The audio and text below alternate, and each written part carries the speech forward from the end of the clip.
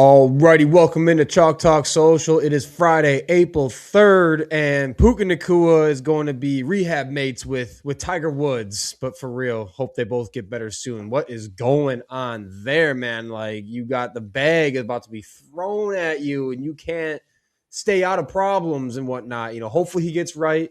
Tiger Woods too, man. Like you start seeing all these body cam videos coming out of Tiger lately from that thing. Apparently, I don't know if you saw this. So they had him like already pulled over after it happened. He had like walked away, and the cop's like, "Hey, you got to come back here." And he's like, "Oh, sorry, I was just talking to the president." Like, what? Like, I don't know if you saw that, but Iman, what's going on? You already know them perk 30s got him going just real crazy. I mean, but I get it why he don't have, I tell people sometimes when you're a billionaire, you need a driver, but I get it when he creeping and trying to do some shit. He don't really want everybody knowing. But listen, and I'm gonna beat the table on this. I told you Puka Nacua is not top 5 receiver. You got to understand, to be the best, it comes with on and off character, route, add the whole package. You can't compare this guy to the greats anymore, to the top 5 anymore, because he just won't. I mean, it's one thing after another. And I'm glad he's getting help because he's young. I love to see these young people actually admit that they need help, because sometimes you can fucking spiral out of control and you become Tiger Woods, man. I mean, or Ray Caruth maybe. So yeah. So I'm glad he's getting help. Praying for him. Hope he can come back and bounce back. But trust me, you ain't gonna be the highest paid receiver after this. The Rams are gonna hold this against you. So you fucked up a little bit of your money. Yeah, that's what I'm saying. Like, and it sucks to see it. Like, he's gonna. Assuming he comes out of this on the other side, he goes through it. We'll see. It seems like he's a young guy, just like maybe it was just being at BYU. Wait, he was at BYU, right? Maybe just being there, he didn't get to be the D-gen. He didn't get to unleash his full degeneracy that he's unleashing right now on the world, and he's got to get it out of his system type of thing.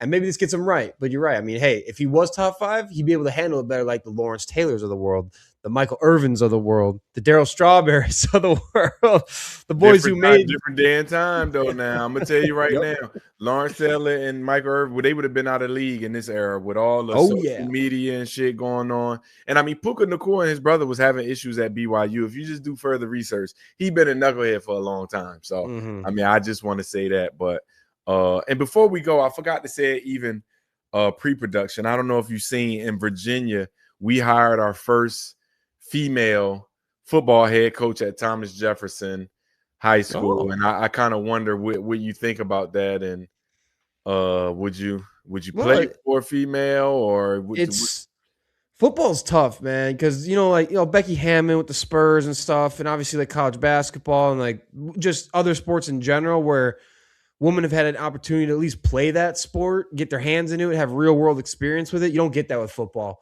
And that's kind of the tough part. And, we both play football, like even at the highest level, even down to like high school, it's like one of those like bonding brotherhood sports, like in the trenches, going through it, getting beat to shit with your guys next to you.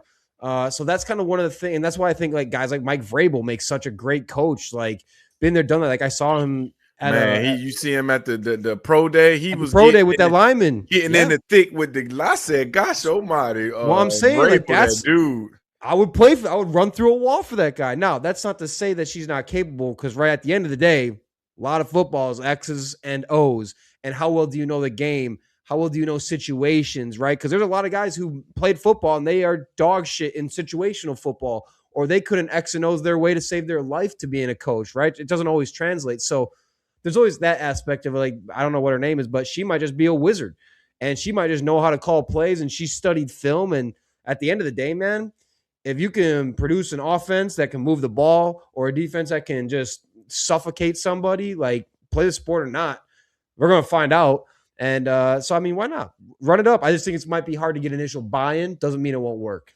Yeah, they're going to get the shit beat out of them. They're going to be a soft team? Yeah, because I just think people won't, even in 2026, I think it's going to be hard for her. Now, and granted, like my sister's this one of the greatest track coaches ever. I've worked under female basketball head coaches. I just think football, she could either be one of them butch kind of like dude, no emotions. I could do that. But if she's one of the emotional females, it might get rough for her because you got to think in the game with referees and kids. Listen, when I coach high school, kids called me pussies and every which a word and the other coaches. So if she's not so emotional, I think she could be good. You know what I'm saying? Because I think women sometimes are more literal than guys. They're not overthinkers. Like, and I think her not having any history playing, she's not going to overthink it. She's just going to keep it probably bland, basic, fundamentally sound. So I'm going to give her a shot because it's VA. I think I love being the first in VA. We're the first in VA. So I'm going to give her a shot. I just think a lot of people are going to transfer initially. So she's going to try to make chicken salad out of chicken shit. So she's going to have to get on the recruiting trail. Shoot. Yeah. And that's the other thing that's tough is like at any level, whipping a bunch of dudes into shape and having to get like tough and pissed off with a bunch of dudes like high school, college, pro, and like having to be the alpha in the. I mean, football's one of those sports. The coach, if you're not the alpha in that locker room, no matter the level, you're gonna have a problem. It goes on to high school, especially at the most, especially at the really competitive high schools. And we know half the NFL apparently comes from Virginia in your area, and so you're working with a lot of top talent, and you got to be the alpha on that team at every point. And so, can she do that? Will she do that? I mean, TB, you have to keep me posted on that one. I'm curious to see how that team progresses along. I want to hear about that. That's interesting. And they're in the tough division, so I mean, we'll see how it goes. But you know why? Like the backstory. Do you know the backstory to it all? She's been coaching. She's been coaching. She played like you know how they had like the women's professional league and stuff like that. I want to find her name. I don't want to disrespect her. Real quick, I know I brought it up, but it just came to my mind. Women head coach at Thomas Jefferson, but she played. She's coached. So she actually played. Years. She actually played football. In what league? What? You know that women's like that. So women's, that women's thing. So I mean, her name is Rachel Warrenson. Rachel Warrenson. What's her background at Thomas Jefferson? Outside of that, I mean, they're just going on. She PE played teacher. Yeah, they're going on. She played that little league. I don't know because I don't know how reputable them leagues are. I've seen a few. I like the lingerie league better than their league. The league that she played in wasn't. So yeah, interesting.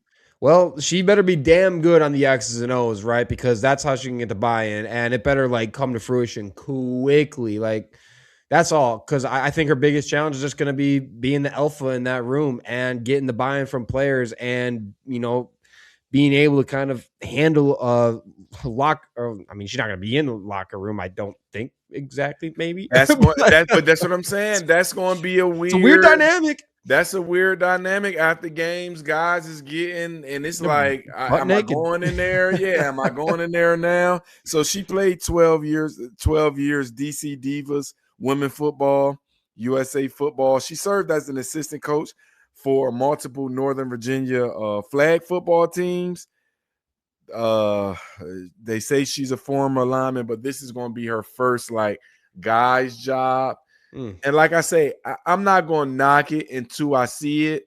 Sure. Because you just never know. But she's also not like in shape too. So it's kind of like, I don't know. And the good thing, I do want to say this. Thomas Jefferson is kind of predominantly white school. She's white. I don't think it would have worked if it would have been like a Baltimore school, a Southeast DC school, a Norfolk school I went to. I think it would have been, I'm not sure. But I'm hoping the best for her because it's Virginia. Everything Virginia, I'm all raising the roof on, but we'll see.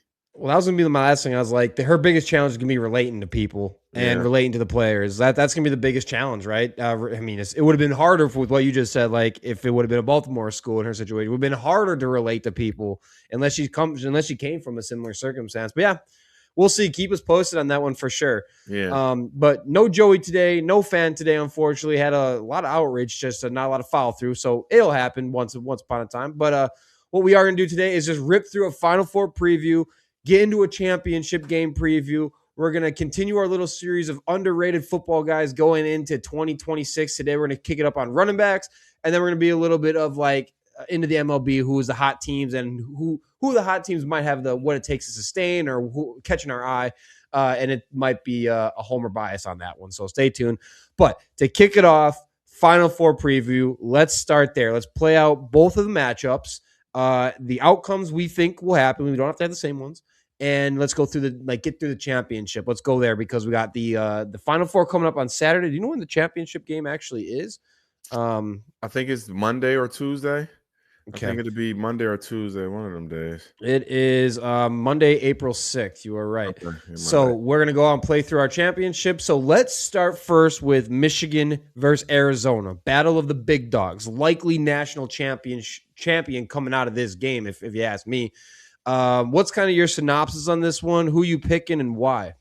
So on my initial bracket on ESPN, I had Arizona winning it all, but I didn't have Michigan in the Final Four, which I think that's kind of like no, I didn't have Michigan. I know I didn't have Michigan making it to the Final Four.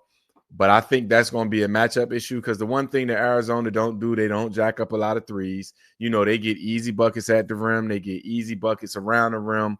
But Michigan is a big squad. Pause. I mean, I think they're going to give them trouble because, I mean, they got 7-footers. They got big, grown fucking men down low. So I think Michigan will give the issue. But I got to go with Arizona because I just think they've been playing high-level basketball all year. Rumors that the coach will be leaving to go to UNC.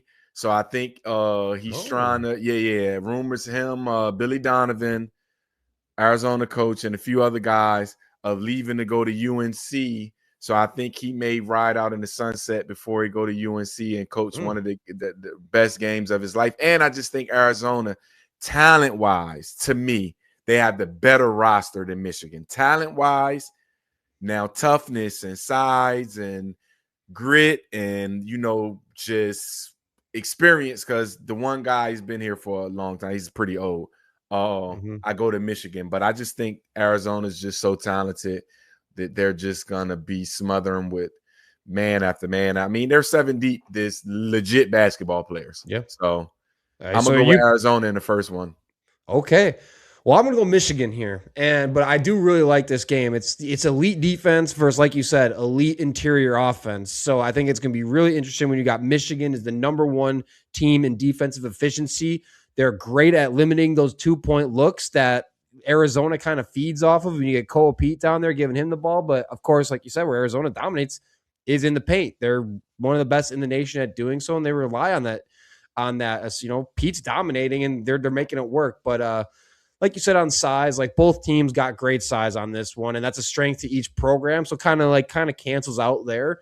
And then the rebounding battles where it might get a little interesting. So Arizona's elite on the glass, especially offensively, where Michigan really is going to have to limit those second chance points. Because, again, to your point, I think Arizona, they can be good 3-point shooters, but they're inconsistent there. And I think where this game is going to get decided is Michigan is really strong on 3-point defense. They've also shot 44.6% from 3-pointer this tournament, which is very good. And I think that is where they're going to be able to separate themselves this game is who's the better 3-point shooter? Who's the better 3-point shooting team? We've seen it before where elite offense travels throughout the tournament, and teams who can rip the 3 ball and hit it consistently, they usually come out on the other side of things. So I'm kind of going to go Michigan for that reason. I think they're going to be able to win the 3-point battle because size kind of cancels out, and I think just is talented. I agree. I think Arizona's got the most talented roster in this thing. I think Michigan is so well coached, and their defense is so suffocating that if anyone's going to be able to match up with what Arizona has, I think it will be Michigan. I don't think it'd be anyone else. Yeah. So that's kind of why. I think Michigan's going to be able to hang with them defensively, and I think Michigan's going to win the 3-point battle. They also don't foul much. And so that's another thing that's going to come into play with this one, and why I'm kind of leaning Michigan here instead of Arizona. But again, I don't know. Do you think whoever wins this game is going to be the national champion either way? Oh, so Do I once going to get the again, next game? yeah, so once again, I had Arizona winning the whole thing, but I didn't have UConn making the Final Four. So Oh, now, I guess once we get into the next game, let's get into the next game, all and right. then I'll kind of break it down. All right, let's do the next one. So we got UConn versus Illinois. It's elite offense versus just one of the most elite winning programs in college basketball, where Illinois right now is the number one offense efficiency team in the country. Whereas for UConn, hey, they have an elite winning pedigree. They're superior. They have a superior coach who's also slightly psychopathic, as we saw last game and talked about. We saw his primal instincts come out again, going headbutting the ref, head to head with the ref. But UConn has been 28th in offensive efficiency and only shooting under 30% from three. They struggled where Illinois is dominated. So who are you picking in this one and why? Hey, Joey, Illinois, time to cue up Boys to Men. Although we go till the end of the road, it's over for you guys. I'm Oh, going UConn. Listen, Austin. When it comes to Final Fours, when it comes to NBA Finals, when it comes to Major League World Series and Super Bowls, experience matters. That moment in them stadiums when it's going to be jam. Illinois hasn't been there in a long time. Nobody on that roster even smelt what a Final Four seems like. I just think it's going to be over all the press. They're not even supposed to be here. So I think all the press and all the hype is going to get to them. And UConn's been here before. They know how to prepare. This week, they've probably been preparing like they've been the past 4 years. So I'm going with experience. I'm going with the better coach. I'm going with the more gritty team. UConn, I just think you don't make a shot like that to make it to the Final Four, not to make it to the national championship. And let's be clear, UConn got some ballers. They've had some good recruiting classes where I just think they're superior over Illinois too. And granted, Illinois is a good coach team. They are efficient, but they also, they got a couple older guys on their team too, a couple overseas guys where they hit the jackpot on, which they did well with being able to find some diamonds in the rough overseas. I mean, you got to give shouts to whoever does their recruiting or general manager or whatever. But I'm going with the team that's been there before. I mean, everything about the Hurleys I love, from the dad in New Jersey just having the greatest private school run ever, all the NBA guys he coached, to both of the brothers. So I'm going Dan Hurley, UConn championship. All right. It's hard to disagree, but you made a point that I'm going to use as to why I'm going to take Illinois in this one. And I'm not comfortable about it, but they are a deep team. I think they might be the deepest team. And while they don't have UConn's experience, they got better depth, which is also, like, if you want to talk about really important factors late in tournament, it's your experience and it's your depth. Who can come off the bench and give you meaningful scoring? And I think Illinois runs 7 deep effectively. And both teams are physical and really prolific rebounding teams, but Illinois is an elite rebounding team. They're the biggest team, this whole tournament, and they're even bigger than Michigan, and Michigan's huge. They're bigger. They got, I think, multiple 7-footers on their team, great free throw shooting team. They avoid turnovers. And so, like, if we're talking about, UConn is really good, led by Terrace Reed and whatnot. And what's the other cats? I always forget his name. The white dude with the last name starts with a K. I always forget his name. But Illinois is holding teams to like less than 60 points a game this tournament. I don't know if, as well coached as UConn is, like, they have good defense. I don't know, with how hot Illinois has been right now, if they're going to be able to keep this going. In terms of UConn keeping this going and getting past what's been a really, really good offensive team. Caravan. Caravan, that's the guy I'm thinking of. Yeah, he's a dog too. I think UConn will kind of need to be lights out this game. And, if they can beat Duke, they can beat anyone. So that's why I'm a little nervous about picking Illinois. But if Illinois starts winning that rebounding battle, man, which they pretty much do against everyone, especially offensively, and we know that they can shoot buckets. We know they don't foul much. I just think Illinois is riding this hot thing where I'm just feeling it in my bones, and I don't know if I got great reason for it, but I'm taking Illinois in this one, and I know UConn's been there a lot lately in the championships, but I'm running Illinois on this one, and I wish Joey was here to give his take on it all, but we know who Joey would pick.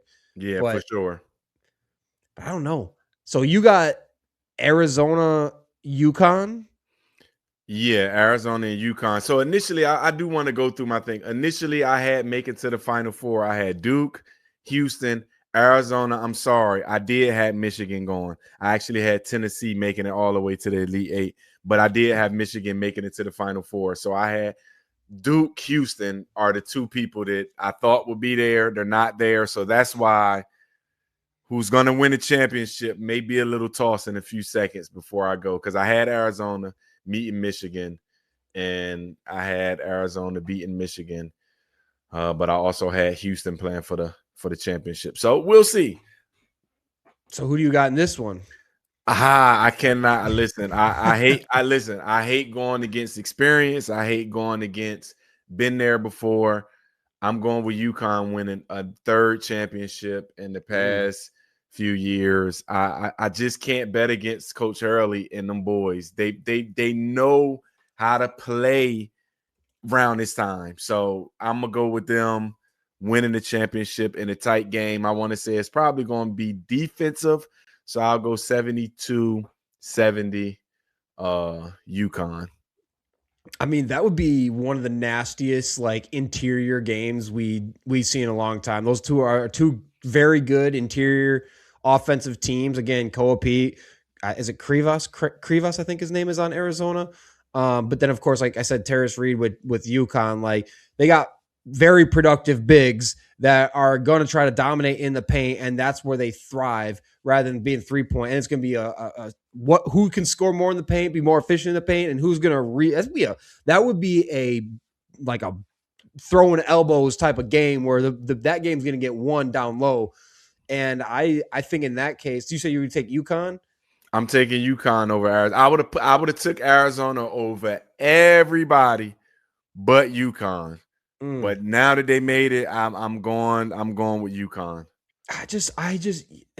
I want to believe in UConn because of the winning pedigree, but I feel like they've not been good. They've been so far from good enough as a 3-point shooting team where they're almost trapped into being super, super high proficiency and efficiency as 2-point shooting team and winning in the paint and winning down low, where if they match up with an Arizona team that's got a Braden Burleys Burries and has just I think they're just a more complete roster that can do more, and they're just a little bit more balanced offensively. I think UConn would have to be hyper efficient to win that game because I think Arizona has the overall talent and shooting edge, whereas I think UConn's got the coaching edge and the clutch edge and the winning edge. That'd be a hell of a matchup. I'd love to see that, but Jalen Bradley with Arizona, I think would be one of those guys who would just be a difference maker in that game for Arizona. Dude, that'd be tough. That'd be really tough. And all I'm saying is I was telling people last year when Florida made it, they have the winning championship pedigree. It's just in the air.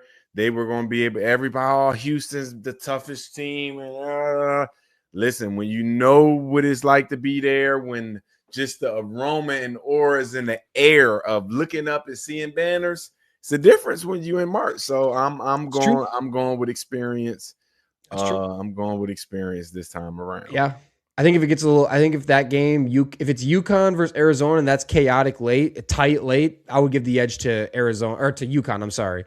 But if, I just think Arizona's one of those games they might be able to pull away. Where I'm going for my championship is the first Big Ten Natty Champ matchup since Indiana versus Michigan in 1976. I'm taking Michigan versus Illinois because this is the Big Ten's year, god dang it. I want the number one defense versus the number one offense, and I want to see those teams fight it out to see what is going to come superior. Both teams got the elite size. It's going to be a gnarly front court battle. Like I said, Illinois is the biggest team in the land. They control the glass better than anyone, where Michigan's also big, and I think their bigs are a little bit more skilled. They can neutralize size a little better, but man, in that game, I'm really struggling to come with, like, if it is Michigan, Illinois, who the winner would be, because on one hand, you got Illinois' biggest edge to win is the three ball and controlling the glass, like I said. Michigan has been good shooting from three, but they can be a little bit streaky from deep. And I think whoever has the hotter hand from deep, which I think it'd probably be Illinois, might come out on top. And like I said, I think they can win against UConn and Michigan with their depth and their rebounding. Where Michigan has the upper hand here, their path to win is just playing their normal style of really clean basketball, suffocate the absolute hell out of you on when they're on defense, force Illinois into bad shots. But to do that, I think if Michigan were to beat Illinois in the championship, they need to limit Illinois to one-shot possessions. Use Lindeborg as like a mismatch creator, and I think you can walk out a winner in that game. And I think ultimate decider for me in this one, because literally coming into this show, I was picking Illinois as the national champion, which seems crazy to think about because I didn't even pick them past the first round in my bracket, to be honest. I'm taking the edge, the overall edge to Michigan because of who's calling plays with Dusty Mays. Dusty May, I think they got the better coach out of the two. And I think it would be an absolute grinder of a basketball game. And I think, it could swing either way. If Illinois makes Michigan, if Illinois is playing so well on offense, they make Michigan kind of get out of their way on defense, it can be interesting. But I think Michigan's got the talent. I like their talent a little bit more in Illinois, and I like their coaching a little better. So in that case, I'm taking Michigan as my national champion. Yep. But man, come on, Big Ten Natty champion. We haven't seen, because the last time it technically happened, based off the teams now, was like early 2000s. It was Maryland versus Indiana or something, but Maryland wasn't a part of the Big Ten Big yet. Ten at the time, yeah. Yeah, exactly. So it goes all the way back to 76. And I'm telling you, this is the Big Ten's year in basketball, man. I want to see it, so I'm riding it heavy. But another outcome we could possibly have, well, I guess, hold on first. If it was Michigan, Illinois, who do you think you would take in that one? I'm taking Michigan. Michigan? I'm taking Michigan. I like Illinois and what they've been doing. I just don't think Cinderella stories win it all. So I'm just going with like history. Okay. So I'm gonna go with Michigan because they've been playing the better, consistent ball all. If it's Michigan and Illinois, I'm gonna go with Michigan. They've been playing more consistent all year long. And I've never seen, and I don't want to call a 3 seed Cinderella, but I just don't see the Cinderella winning. True. All right. That's fair. Okay, so let's say we had a championship. So you're going with your champion is UConn versus Arizona, and UConn's your winner. I got Michigan, Illinois. Michigan's my winner, which I switched last minute pretty much. But let's say it was Michigan, UConn. How do you think that game comes out?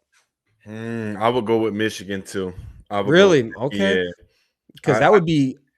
Yeah, I think they could match UConn grittiness and toughness and just size. So I would go with Michigan because, like I said, Michigan's been playing consistent all year. So I will go with them. I just think going against the most talented team, they're not going to get past Arizona. But I think anybody else, they could get past. Yeah, I was going to say, I think if it was Michigan, UConn, I would take Michigan as well. It's similar, to other matchups. Again, it's the elite defense versus the winners, right? Yeah. And they're both teams who are, paint dominant teams. They're not the best 3-point shooting teams, but again, if that were the matchup, Michigan is the better 3-point shooting team. They play really clean basketball, and I think they have the size and overall talent advantage as well, to where I think I would also pick a Michigan over UConn end result there as well. Especially if Michigan controls the pace. If Michigan controls the pace in any of these games, I think they're going to win it all. And that's why I'm a little scared about Illinois controlling the pace against them. All right, last potential one possibly, right? It would be, we could do like UConn, Arizona. Is that what you have, right? You have UConn, Arizona winning?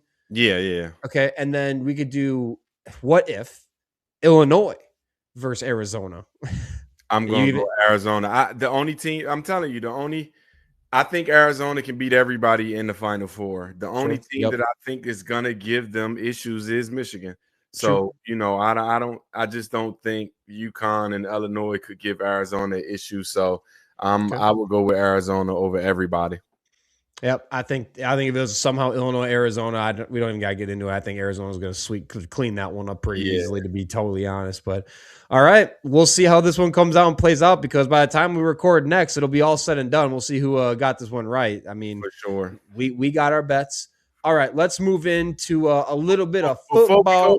we go, Austin, Go can ahead. we just do quick? I Yeah. got the UConn girls, and sorry, Don Staley, I love you, but I got UConn girls and Texas girls winning in the Final Four, and then I got Texas beating UConn for the national championship. Oh yeah, I feel bad. I always forget about It's the all women's good. side. I'm gonna shout my women out. True. All right, real quick, then add on to that. What gives Texas the advantage, just so the people know? Madison Okay. and lead. I think they got elite guard play, down low play. They're real big. They can score from anywhere on the court. I mean, they got elite 3-point shooting, and Madison Booker is like one of the best mid-range killer. I just think UCLA is big. They're just not going to be able to run with Texas. And though I think UConn, this is one of the better UConn teams, I just think they're going to kind of run out of gas against Texas. I think Texas is motivated to kind of bring it home. And though I love South Carolina, they just don't got enough talent for UConn this year. It's going to get ugly for them. So. Sure.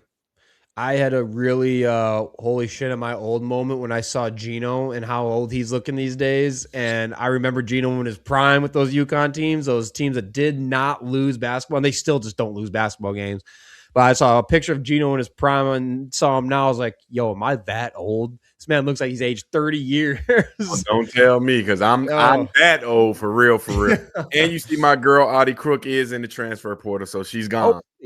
Man, she's gonna go. I think she's going to a big. She got to be going to a big dog. Iowa State's not like a joke. Go to Juju's coming back next year. They just signed the #1 player in the country in the McDonald's All-American game. I just watched. I can't remember. I forgot her name that bad. But anyway, they signed a #1 recruit in the class of 26.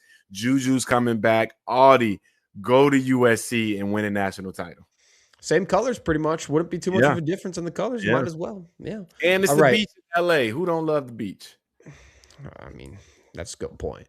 Especially if your college is paid for and you don't got to worry about expenses out in California, that place. All right.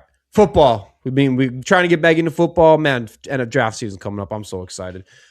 Today we're going to do the underrated running backs in 2026. Who's getting slept on at running back? Who's a little too underrated? Who needs a little bit more love going into this season, and why? You can kick it off if you'd like, if you got a name in mind. So it's crazy because he's only been in the league 1 year and they already calling him a bust. Somehow they think he's going to be a bust, but I'm going with Ashton Jeanty. I think he's going to have an elite breakout season this year. Like I've been told you, I like the moves that the Raiders made in the offseason. I think they're going to make continued moves. Literally, I've seen people saying other running backs was better than Ashton Jeanty. So I'm going with Ashton Jeanty this year. He's going to be a Pro Bowl, not only just a breakout year. He's going to have a Pro Bowl. Listen to me, y'all. He's going to have a Pro Bowl season this year. And like I said, I was hearing a few Skip and a few other analysts already calling him a bust, saying he was drafted too high. He's not going to work. And why did they could have got him later and this, that, and the third. But he's going to be my underrated guy next year and have a super, super great year next year. Yeah, I think Ashton Jeanty, and again, like I've been looking at a lot of like rankings and like fantasy and just regular rankings. And it's, you do got people still putting Ashton Jeanty as like, the 6th best running back in football coming into the season or something like that. But I've seen him slide like outside the top 7, top 8 in rankings, which I think it's like when Josh Jacobs was coming out of Oakland or at Las Vegas, and a lot of people were ripping on Josh Jacobs. He was bad. It was a Josh Jacobs problem. Is he even good anymore? And then you go cut on the Josh Jacobs film, and half of his carries, he's getting met in the backfield. His offensive line play was so miserable. There's no pass game whatsoever. So it's like, Yeah, no shit, he's gonna struggle. I think Ashton Jeanty was very similar to like the last season of Josh Jacobs with the Raiders, where it's a terrible offensive system. The pass game was again miserable. The coaching didn't work out with Pete Carroll there. Obviously, he already got fired. Like nothing was going well there. It was it's they didn't have a quarterback play. It was so easy for defense to be like, all right, well, it's good. We know what we can do here. We don't got to do anything crazy in pass coverage. We can kind of just focus on shutting down Jeanty, hopefully stopping Brock Bowers when he's out there healthy. So I think Jeanty in a Kubiak system, their offensive line is good. They're getting better, getting healthier. I think their receiving room is going to keep getting built up to be better. And obviously they're gonna bring in Mendoza. They just brought in Kirk Cousins too. Like, so if Mendoza's not ready to go right away, like there's worse options than Kirk Cousins at quarterback. That's the perfect mentor for Mendoza to me, because Kirk Cousins is like a selfless guy, like he's a team guy. And if you ever seen that NFL thing on Netflix, he's kind of quirky too. Like if you look at that, he's quirky too. So and what you mentioned is the best thing. Kubiak, he comes from his dad that came from Denver. Every running back that they touched in Denver ran for just a bunch of yards. And granted, he led all rookies last year, but still I heard people say Junkins was better. Travion Henderson didn't get enough carries. He would have been better. Even Monangai, they were saying that he was better. So I just think every move that the Raiders made, Ashton Jeanty would be a 1,600 total yards next year, 12 or more touchdowns. I can see. I mean, shoot, put Ashton Jeanty with Ben Johnson's offense with Eric Bieniemy as the coach. His 2025 season looks a lot different. Go put Ashton Jeanty. Who was the other team you mentioned?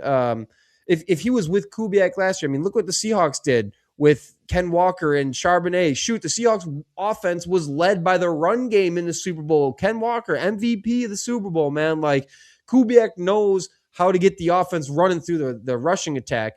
And the Seahawks were leveraging a lot of both inside zone, outside zone effectively. So there's a lot of opportunity to raise Ashton Jeanty's ceiling a whole bunch. And yeah, Kirk Cousins and Mendoza, like that, two peas in a pod. You cannot find, that's like father and son, it feels like. Just both quirky, kind of just nerdy dudes, just kind of statues in the pocket, but they can just flick a football. I mean, Kirk Cousins in his prime, people forget, was just wickedly accurate. Midfield thrower, short stuff.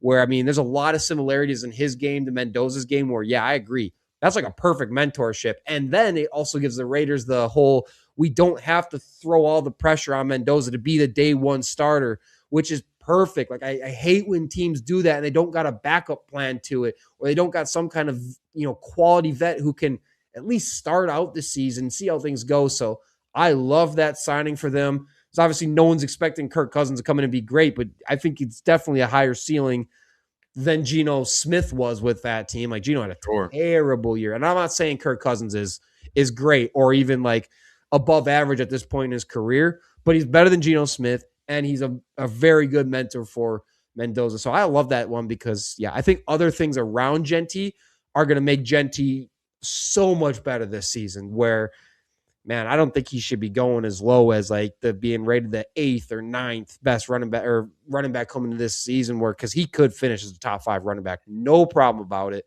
So yeah, I like that. He was on my board. Him and Ken Walker were on my board, but I'm going Javonte Williams with Dallas. There's no reason why he can't again finish as a top 7 to 8 most productive back in football. The Cowboys did nothing in free agency to stack up talent behind Javonte. They also gave him a 3-year extension. He's a true workhorse back. He doesn't fumble, coming off 1,200 yards, 11 tutties, averaging, I think it was like 4.8 yards a carry, just under 5 yards a carry was incredible. Somehow, and you again, was looking at rankings right now, in fantasy or just general rankings, he's outside the top 15 running backs, no matter how you cut it. Like some people have him inside like the top 11, 12, but for the most part, he's sliding outside of that. I was like, do we just forget what he did last season? He was an absolute workhorse. He was a great fit for Dallas's new offense with Schottenheimer.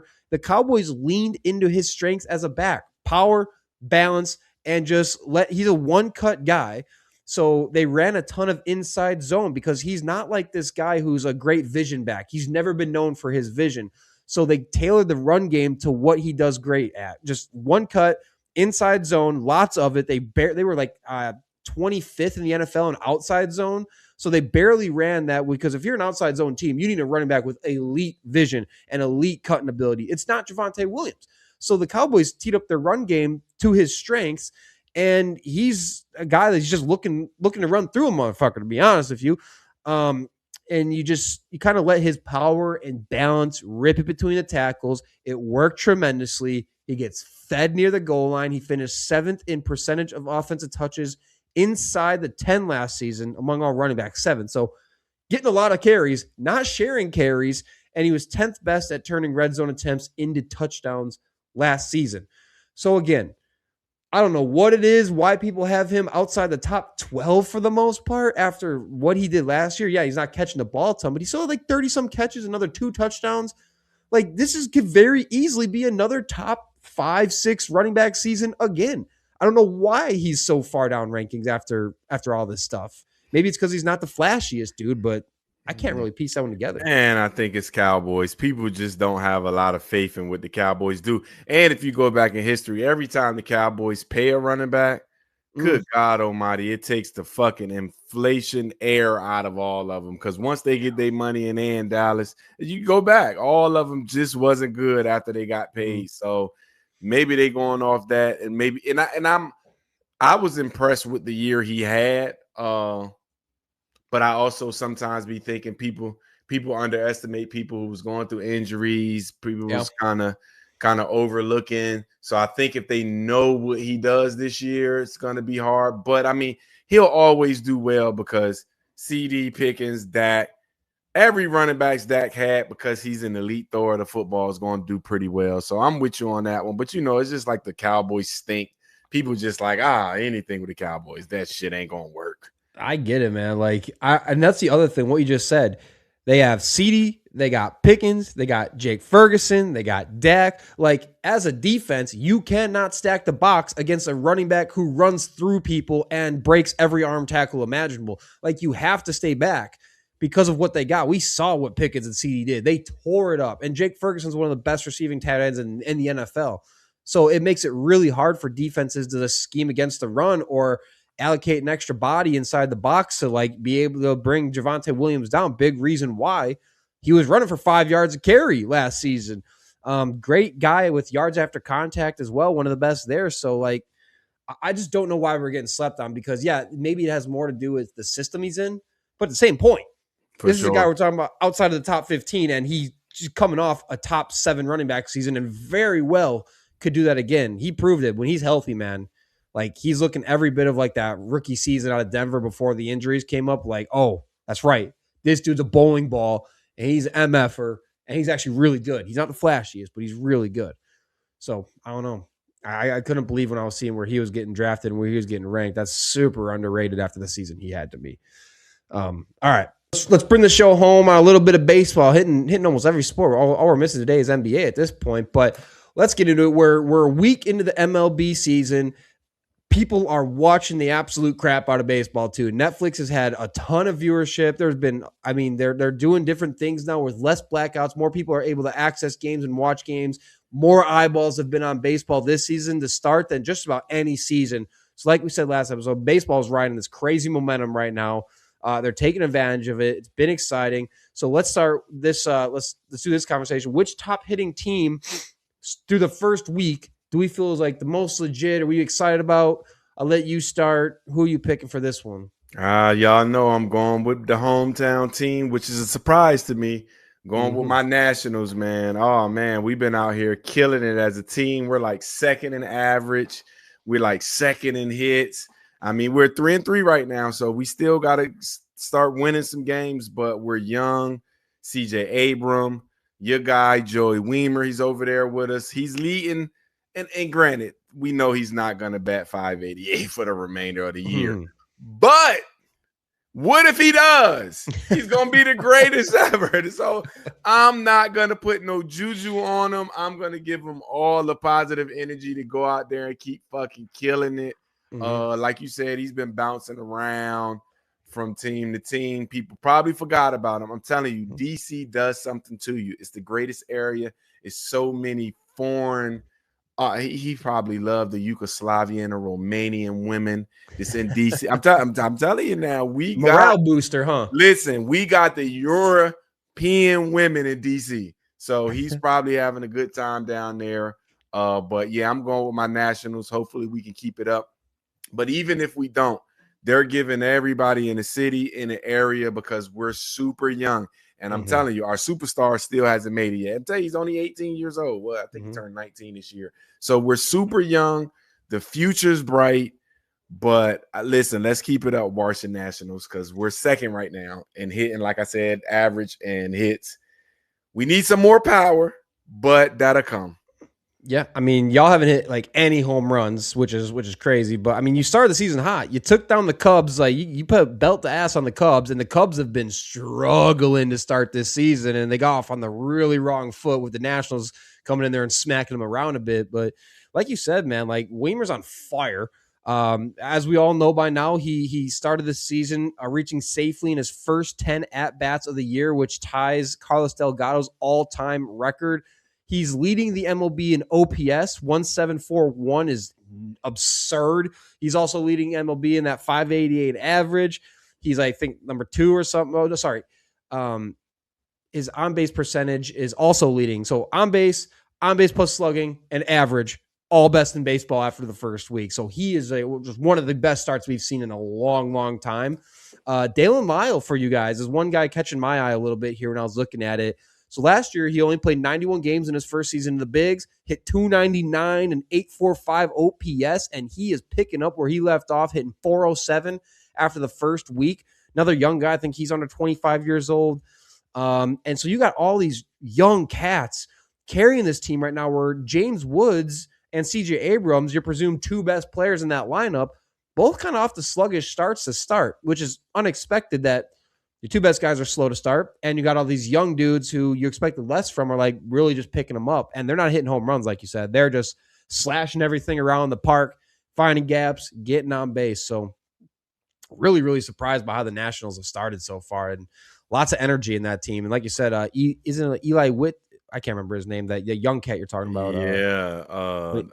I fuck his name. I forget. We know who we're talking about, but I don't know if we'll get a look this time. year. Don't know if we'll get a look this year, but yeah, he's another exciting guy. So yeah, definitely surprised by the Nats, 3rd in baseball in RBIs this year, and they're, like you said, bottom in the league in home runs. So everyone's just kind of doing their job right now. All right, for me, we're both going hometown bias on this one. I'm taking my Brewers. Obviously, the Brewers had one of their best seasons in Brewers history last year across the board. Really wish they would have got further. They had everything they needed to get further.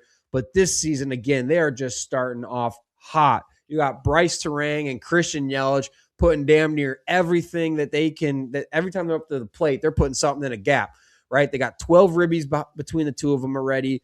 Bryce Terang has a 1.227 OPS right now, is absurd. 12th in baseball. Surprisingly to me and all Brewers fans, is Joey Ortiz. He's a wizard in the field, but dude struggles to hit baseballs. But this year he grew a beard, and now he's hitting over 300 right now, which dude barely ever sniffed that at any point in his Brewer tenure. So I think he should be banned from shaving his beard until his average drops under 275. And what I've been really excited about is Garrett Mitchell. Finally, this dude, finally, I'm talking about a week in, but like he's stayed healthy so far. So Brewers fans haven't been able to see this guy who they drafted first overall a couple of years ago. He's hitting 286 early, leading the team in stolen bases because the guy flies around the bases. And the Brewers are 3rd in the baseball right now in average at 279. They're 1st in RBIs with 43. They're also 1st in stolen bases with 15. And this is all without Jackson Chourio, our presumed superstar for the next 7 years. He's been out hurt. So they're doing all this. Again, Christian Yelich, man, when he's healthy, just awesome. One of my favorite superstars in baseball, as long as he can, keep that bat good. So Really, really happy about where the Brewers are at to start this season. And this is not like a top-heavy lineup, right? William Contreras is still doing well. Between, Jake Bauers is out there ripping bombs that you brought him in to do. So the lineup goes top to bottom, and it's going to be very hard to, again, get the Brewers out this playoffs. So they're going to be a playoff team unless something drastic happens, because right now they got the most wins out of pitchers.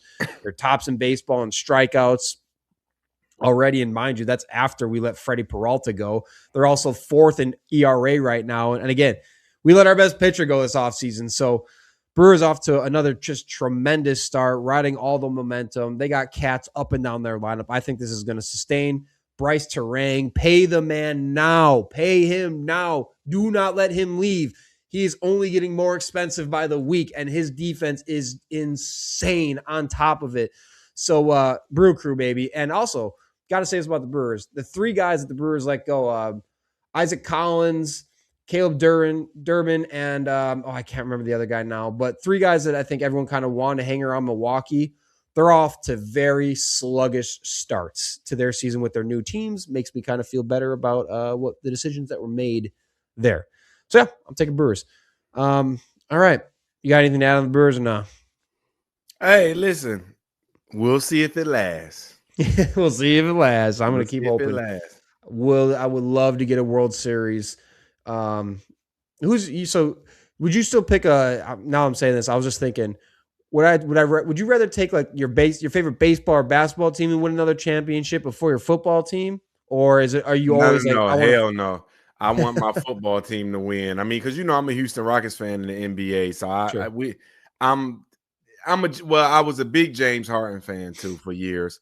Mm-hmm. No, I would rather see Baltimore win one before any of the other teams ever sniff one. I don't even care if other teams ever sniff one. And like I said, in baseball right now, being that I've been here, I'm just a free agent. So I've adopted the Nationals. But like I said, growing up, I was a Braves fan. So I've seen them win when I was a fan of them. So yeah, no. I need Baltimore. I need Lamar to get one. Like, shit, I'm not going to lie to you, Austin. I hate to say it. I want to see the Cowboys win before anybody else win too. Oh, I know. I shouldn't have asked the question. Now you're embarrassing yourself.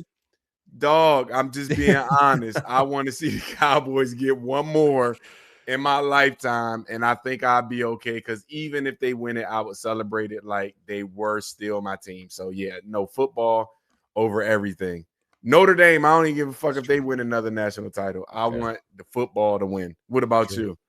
I mean, yeah, it's always football. I'll let you have your Cowboys as long as my Packers get one before. That's the only way I'll allow it. I will not allow the Cowboys to have another Super Bowl before the Packers. I cannot stand for that. You could have yours after me. But yeah, it is tough though, because we got the Bucks. I got the Packers. The Holy Trinity is just missing the Brewers now. And they're on the cusp, man. They're on the cusp. And like I'd even mentioned Sal Frelick in that, like, he's struggled offensively to start. He's another really good hitter, elite defensively, and Brewers hitting's been this good without his bat contributing, without Churrio's bat contributing. Like, it feels like they're so close, and it's the same thing with the Packers though. They're just edging us. They're edging us fans right now, like. But I want to see the Brewers get it. They never got one yet. They got really close a long time ago, back in the 80s when they're like all that, but they still don't have one. So I would love, I feel like my sports fandom would be complete to get the Brewers one before even if that meant they get one before the Packers got another one. But man, the Packers. Yeah, because you've been alive for the Packers one and the Bucks one. So you kind of been able. Now, you probably wasn't old enough to enjoy it when Aaron won. Like with the parades and shit. At your age now, you would have a fucking ball. But yeah, it's tough. Yeah, it's tough. Yeah. All right, gonna be fun to watch out the rest of the coming days and the rest of the season. The Pirates immediately call up Connor Griffin after about a week. He was tearing it up in AAA. He is now up with the Pirates. So the next big thing, the next phenom of baseball has been called up. It's gonna be interesting to see how that goes, and he's probably going to just tear up his rookie season when pitchers, these big guys, man, I'm telling you, the pitchers take a while to figure out hitters and where their weak spots are. Maybe not as much, doesn't take as long anymore with how much analytics and computing goes into all this shit. But that'll be something to watch, a storyline to watch. Is Connor Griffin officially in the MLB? One of the next phenom hitting prospect being compared to the next Ken Griffey. That's whew. That's a tough one. I would hate to have that expectation on my name. Yeah, it's a tough one. But I mean, listen, records are there to be broke. People are there to be passed. So I hope he do it, because if he do, god damn.